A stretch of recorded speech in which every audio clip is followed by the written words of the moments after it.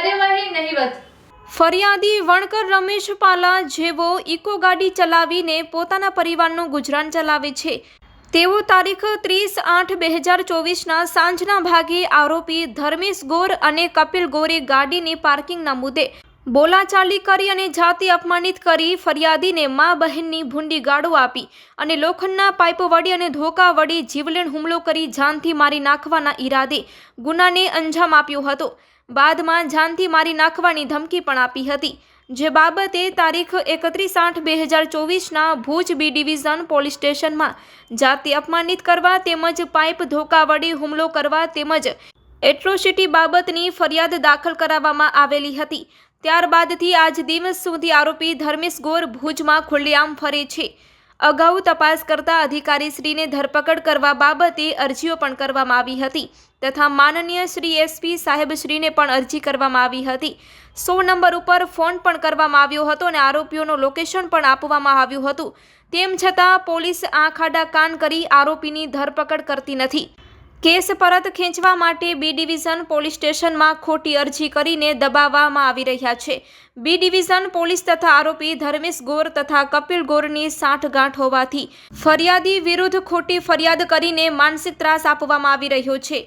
ફરિયાદીને જો કોઈ જાનમાલનું નુકસાન થાય કે તેઓ ઉપર હુમલો કરવામાં આવે તો તેની જવાબદારી આરોપી ધર્મેશ ગોર અને કપિલ ગોર તથા બી ડિવિઝન પોલીસ સ્ટેશનના કર્મચારીઓની રહેશે તેવી ગંભીર નોંધ લેવા જણાવાયું હતું।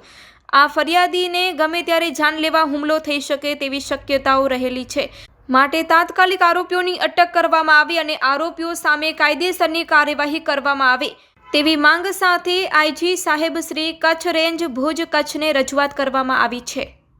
વણકર રમેશ પાલા, અમે સાહેબ આજે આઈજી ઓફિસે આવેદનપત્ર દેવા માટે આવ્યા છીએ, કેમ કે અમારે ત્યાં આજથી 4 મહિના પહેલાં 4 મહિના ચોથો મહિનો ચાલુ છે, ઝઘડો થયો હતો અમારો આરોપી ધર્મેશ ગોર ને કપિલ ગોર એના સાથે પાર્કિંગના મુદ્દા ગાડીની પાર્કિંગ માટે ઝઘડો થયો હતો।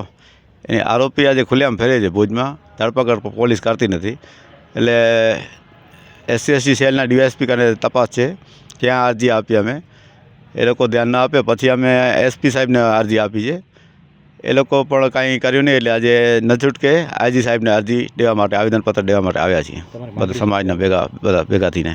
માંગણી એટલે ન્યાય મળે ને તાત્કાલિક ધરપકડ આરોપીની થાય, એટલે એ પાર્કિંગના મુદ્દે ગાડી પાર્કિંગ માટે એ કે હું મારી ગાડી રહેશે અહીંયા, તારી ગાડી હટાવી લે।